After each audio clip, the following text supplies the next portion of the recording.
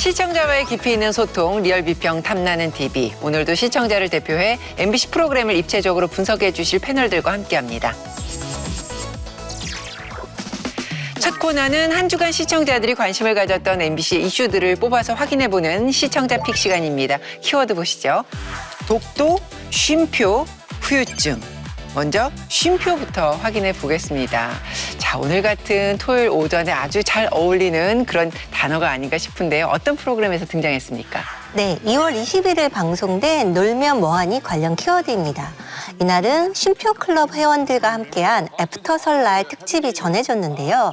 강원도 여행을 마친 후 한자리에 모여 명절 음식을 나눠 먹고 윷놀이를 하며 유쾌한 시간을 보냈습니다. 네, 저 여기서 가시죠. 진장박의 등장으로 쉼표 클럽에 파란이 있는 가운데 새로운 총무 강변의 지갑이 모임 회비 5만 원으로 채워지고 카페거리가 시작하게 되는. 그러나 가지 많은 나무에 바람 잘 날 없다 했던가 저 곧 새고랑 차겠어요. 위기 속에 끝난 강릉 여행을 뒤로하고 며칠 뒤 이곳은 추위가 한풀 꺾인 서울의 한 단독주택. 정리가 됐으니까 음식 놓고 좀. 아, 그럴까요? 마이크. 각자 음식 들고 왔잖아요. 네. 각자 음식. 아주 뜨끈뜨끈하네요. 전이에요? 지포튀김이니까 아, 굉장히 그래요? 맛있을 거예요. 예. 전 또 미국에서 왔으니까. 네. 어, 이거 홍어전인가? 명태전이요. 고향 이 음식이 굉장히 그리웠어요. 홍어전. 홍어전인데 무슨. 자기가 명태전이라고 재채기라고. 홍룡이 엄청 예전부터 어른이 유곽이라고 밥도둑입니다, 밥도둑. 진짜 맛있어, 진짜 맛있어. 아, 이게. 난 불어. 역시 라면이 명제는 라면이야. 기가 막힙니다. 나 이거 하나 더 먹어도 돼? 그럼요. 진짜 맛있어요. 많아. 이렇게 관리 안 하니까. 나왜 뭐 관리를 하네. 건강 이상술 좀 있지 않았어? 없어. 아니야, 형. 피오 좀 찼잖아. 나 얼마나 걱정했는데 그때. 아이씨 안 먹어. 아, 이건 유하기 좋아, 딱. 그러니까. 자, 도 좋아. 좋아. 딱 좋네. 됐어. 아이고. 잘 던졌다. 걸. 야, 걱다라. 백도 오케이. 우리 이제 진짜 바로 나온다, 우리 이제. 이제 막. 아, 이렇게 하면 안 되지. 왜 안 돼? 백도 있기로 했어, 안 했어? 진짜 그러지 마요, 형들. 여기서 백도 어딨어? 말을 여러 개 있으면 당연하지. 말을 없어. 다 우리한테 무릎 꿇어. 왜 꿇어? 한 번만 기회를 주세요. 한 번에. 왜 꿇어? 원래 이기는 건데. 네가 이겼잖아. 야. 이걸 왜 물을? 야, 유튜브가 아니잖아, 유튜브가. 우리 유튜브로 쳐. 아니. 좀 들게 나가게. 아니 가만 있어 좀. 네가 왜 정리를 아니 좀 가만 있어. 얘는 좀 그런 애야. 얘 컨트롤하는 애 나밖에 없다니까. 가만 있어. 가만 있어. 야, 나 안 해. 야. 미쳤다. 미친 사람이다. 미친 사람. 잊을만 하면 찾아오는 이 쉼표 클럽의 만남. 이제는 정기적으로 만나는 진짜 동호회 같은 그런 분위기가 제법 느껴지는데요. 시청자들은 어떻게 보셨대요? 네, 댓글 준비했습니다. 놀모에서 근래 들어 제일 잘한 건 허경환 캐스팅 박명수 초청인 듯. 웃겨서 눈물이 났습니다. 곧 40대인데 오늘만큼은 무도 퀴즈였던 때로 돌아가는 경험이었어요. 저번 편 재밌다는 소식 듣고 이번 주는 본방 사수함. 놀모 요즘 상승세 제대로 탄 듯. 출연진의 조합과 활약에 대해서 호평하는 댓글이 많았습니다. 이날 방송은 시청률 핵심 지표인 2054 시청률 1위를 기록했고요. 클립 영상 조회수도 100만 회를 돌파했습니다. 그만큼 호응이 굉장히 뜨거웠는데 어떤 시청 포인트가 작용했다 이렇게 평가를 하시겠습니까? 정준하 씨, 박명수 씨가 쉼표 클럽에 이렇게 합류하다 보니까 분위기가 자연스러워졌는데 아무래도 이전에 했던 예능 캐릭터들을 갖고 있기 때문에 그것들을 이제 편안하게 같이 연기하면서 이렇게 코미디 합이 좋아졌다 이런 느낌을 받았어요. 처음에 이제 횡령 사건을 가지고 막 왈가왈부하는 것은 이렇게 평소에 놀모에서 많이 볼 수 있었던 어떤 말싸움 같은 그런 코미디 장면이지만 거기서 굉장히 자연스럽게 이렇게 슬랩스틱 코미디로 바뀌었거든요. 이런 것들이 조금 어색하면 이렇게 볼기짝 태형 장면 같은 것도 누군가 누구를 때린다 이렇게 생각할 수 있는데 그렇게 느껴지지 않았고 자연스러운 코미디로 보였던 것도 이런 캐릭터가 확립되어 있기 때문에 가능하다고 여겨졌어요. 그리고 이날 명절 특집이었는데 그것에 맞게 각 멤버들이 차례 음식을 가지고 가지고 왔잖아요. 그걸 가지고 나눠 먹기도 하고 또 그걸 가지고 또 다시 티격태격하면서 어떤 재미가 만들어져서 전체적으로 명절 특집에 어울렸고 이전 이 강원도 번개서부터 쭉 이어지는 어떤 놀면 뭐하니의 상승세를 이어갔다라는 생각을 했습니다. 기획 면에서 보자면 종종 지속되곤 했던 그 무한도전의 재탕 같아 보이긴 해요. 하지만 더 들여다보면 이 놀면 뭐하니가 가지고 있는 이 구조적인 한계를 좀 극복할 수 있는 방안이 드러난 회차가 아닌가 싶기도 해요. 이 쉼표 클럽이라고 명명된 거대한 상황극 안에서 조커의 존재가 얼마나 중요한지 그리고 그동안 이 조커의 존재가 부재해 왔다라는 것 또한 얘기를 해줄 수가 있는데요. 박명수 씨가 그걸 잘 보여줬죠. 처음 이제 이상한 사람이 등장했다로 등장한 순간부터 시선을 모았고요. 강릉에서 이제 다들 건어물 쇼핑을 할 때 혼자 갑자기 오징어를 굽는다거나 순 먹은 개라는 그 허경환 씨 한마디에 또 즉석에서 갑자기 정준하 씨와 문제견 이제 상황극을 만들어내기도 했거든요. 그러니까 이처럼 상황을 예측 못하게 흔들어 놓는 조커의 존재가 좀 중요하고 앞으로 놀면 뭐하니에서 쉼표클럽이 아니더라도 다른 상황극들을 이제 준비할 때는 이러한 요소에 대한 염두를 꼭 두고 좀 만들어 나가야 되지 않을까 싶습니다. 최근에 놀면 뭐하니 보면 이 멤버 사이의 관계 회복 또 정서적 연대를 지향하는 흐름을 보이고 있는데 이번 방송도 그런 기획의 좀 연장선상에 있다라는 느낌을 받았거든요. 이때 이제 주우재 씨와 허경환 씨의 활약도 저는 좀 손꼽고 싶은데요. 무도 멤버 중심의 관계성에다만 우리가 보다 보면 조금 지루하고 옛날 모습이 보여질 수 있는데 거기에다가 좀 신선한 긴장감, 변주를 주는 역할을 했다라고 생각합니다.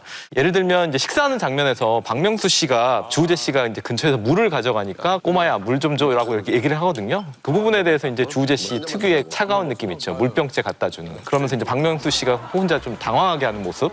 그리고 허경환 씨도 윷놀이 하는데 본인이 말 색깔을 정했는데 정준하 씨가 불만을 토로하니까 그만 좀 하자 이러다 추석 온다 이런 식으로 좀 오히려 분위기를 역전시키면서 좀 새로운 역학적 관계성을 보여주는데 이 두 분이 굉장히 잘 역할을 한다라는 생각이 들었습니다. 하지만 놀면 뭐하니가 여러 가지 시도를 하더라도 그 과거의 무한도전의 향수를 기대하는 분들이 있을 수밖에 없어요. 이번 편에서도 그런 향수, 어떤 추억 이런 것들을 통해서 놀면 뭐하니가 여전히 좀 그것이 가장 효과적인 시청 동력이라는 것을 확인하긴 했지만 기존의 애청자층을 중심으로 해서 훨씬 더 좀 심화된, 좀 발전된 프로그램을 나아갈지 그럼에도 불구하고 조금 더 확장해서 시청층을 넓혀 나갈지 이 부분에 따라서 저는 좀 주제나 방향성이 달라질 필요가 있다는 생각이 들었습니다.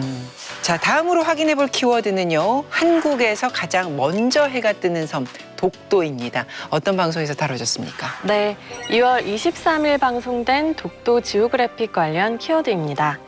해당 다큐는 대한민국의 최동단, 독도의 생생한 풍광을 탐사한 작품인데요. 다양한 해양 생물을 담아내는가 하면 탄생 배경, 해저 지형 등 20년간의 연구로 밝혀낸 독도의 비밀을 공개하며 시선을 모았습니다. 독도를 흔히 미지의 섬이라 말한다. 눈에 보이는 곳보다 보이지 않는 곳에 우리가 아는 것보다 모르는 비밀을 더 많이 간직한 섬.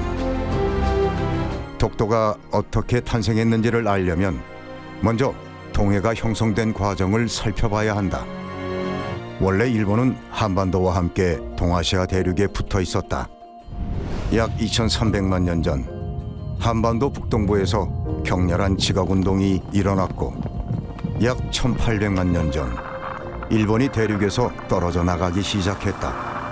한반도와 일본 사이 점차 넓어진 해저로 바닷물이 들어오면서 이윽고 동해가 된 것이다.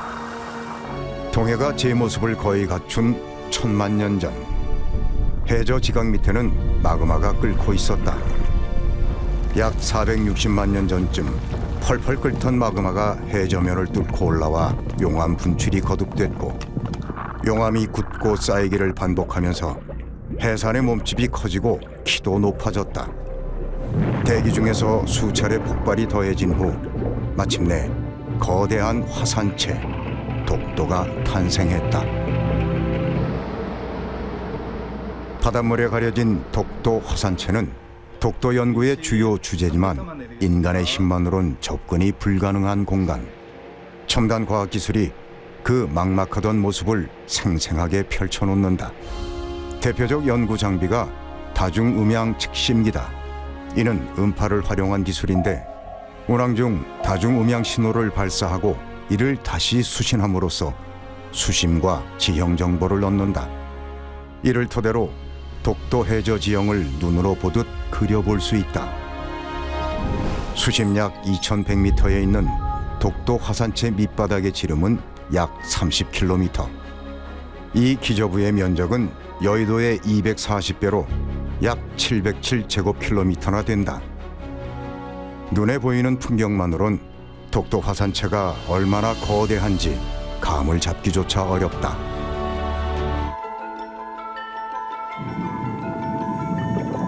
독도의 수중 세계도 마찬가지. 장구한 세월, 깨진 바위 부스러기가 자갈 지형과 모래 지형을 이룬가 하면 각양각색 수중 동굴과 수중 직벽들이 독도의 비경을 그려낸다.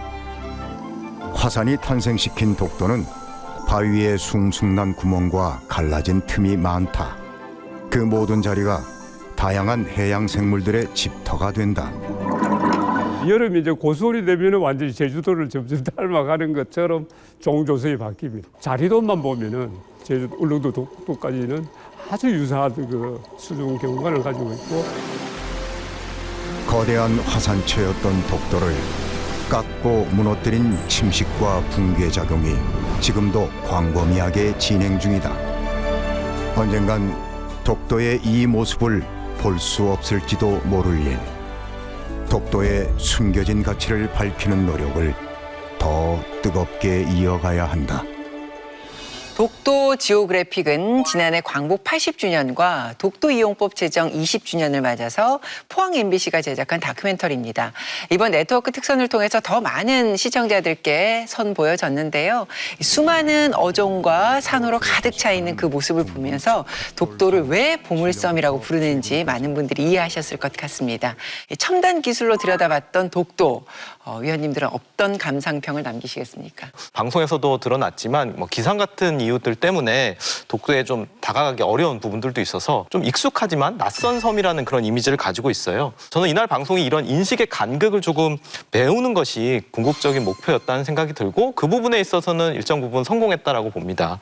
그리고 독도 연구를 하는 과정에서 이제 독도 주변에 일본 순시선하고 한국 경비함하고 대치해서 긴장감이 일어나는 장면이 있었습니다.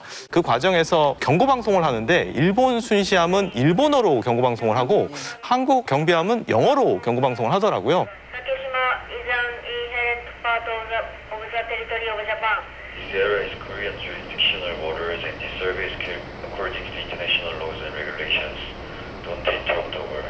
저는 제작진이 이것도 어느 정도 의도한 부분이 있는 것 같아요. 국제법상 영어가 공용어이기 때문에 이런 부분을 통해서 한국이 어떻게 보면 독도에 있어서 어떤 실효적 지배력을 가지고 있다는 것을 보여주고자 하는 의도가 있지 않았을까라는 생각이 들어서 그 부분도 굉장히 좀 인상적으로 봤습니다. 다만 이제 구성상 연구기관의 역할과 성과에 상대적으로 강조된 것은 아닌가. 그러다 보니까 이제 다큐보다는 기관 홍보 영상? 그런 느낌이 좀 많이 들었던 것 같습니다.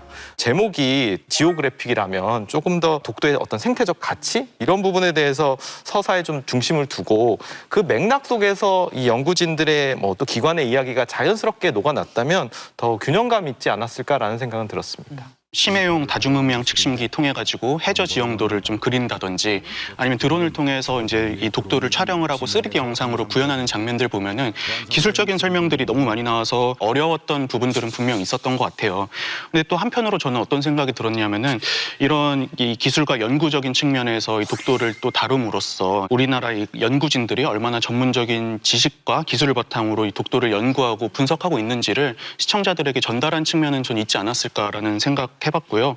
독도가 이제 여러 해류가 만나는 지점이어서 이 생태계의 다양성이 굉장히 풍부하고 독도 자체가 이제 많은 생물종을 보유하고 있기 때문에 대한민국이 세계적으로 가장 많은 생물종 다양성을 보유하고 있는 나라다라는 대목들이 나왔잖아요. 그런 것 알게 되는 것들이 좀 개인적으로 유익하게 느껴졌었습니다.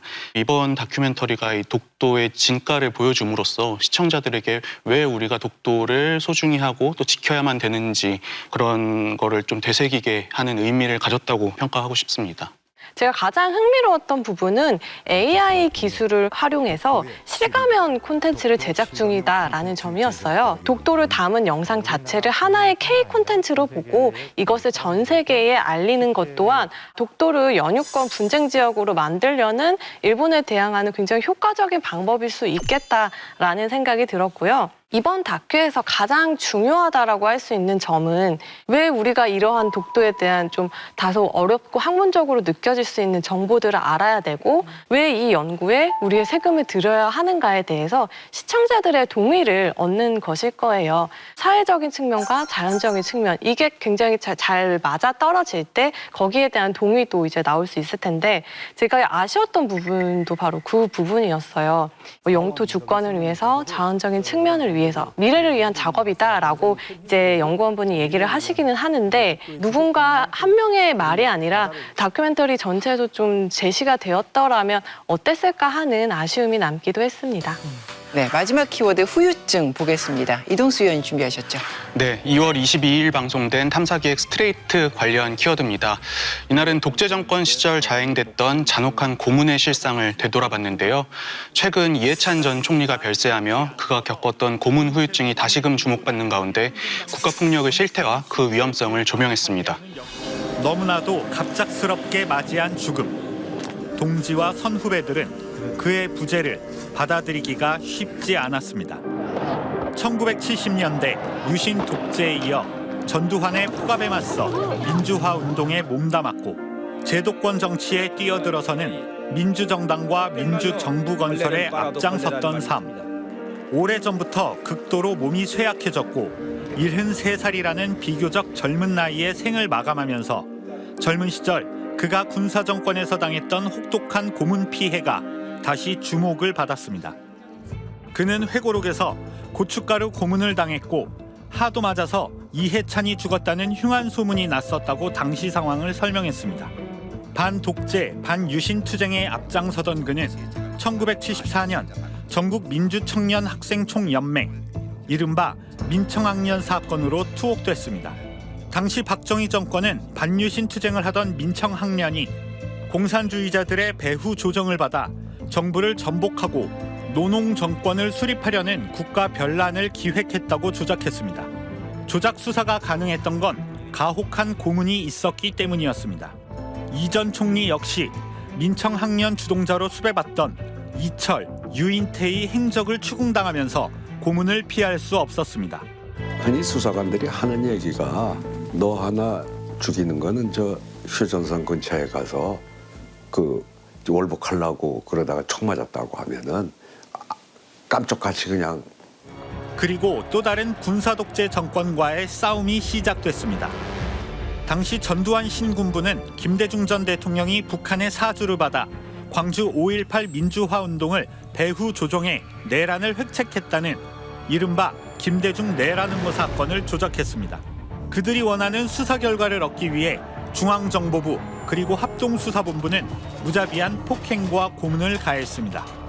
이 전 총리는 회고록에서 너무 많이 맞아 걸을 수 없어서 누운 채로 몸을 밀고 다녔다며 화장실에 쪼그려 앉아야 되는데 허벅지 살이 터질 것 같았다고 당시를 회상했습니다. 끔찍한 고문의 역사는 12.3 내란에서 다시 현실이 될 뻔했습니다. 그 말을 듣는 순간 이 고문받은 기억, 도망다닌 기억, 가족들이 받은 피해 이게 다 드러나는 거야. 이번 12.3 내란만큼은 반드시 민주적 절차에 의한 철저하고 단호한 법적 단죄가 필요한 이유를 가장 분명하게 설명해주고 있습니다. 12.3 내란 당시에 노상원 전 정보사령관의 주도로 선관위 직원들에게 불법 수사를 진행하려 했다는 정황이 내란 우두머리 혐의 그 재판 1심 선고에서 사실로 인정됐습니다. 이번 리포트가 이러한 시점에서 방영이 됐던 만큼 시청자들도 관심이 많으셨을 것 같습니다. 네, 댓글 준비했습니다. 보는 내내 고통스러웠습니다. 이분들이 안 계셨으면 지금의 평화는 없었겠죠. 감사합니다.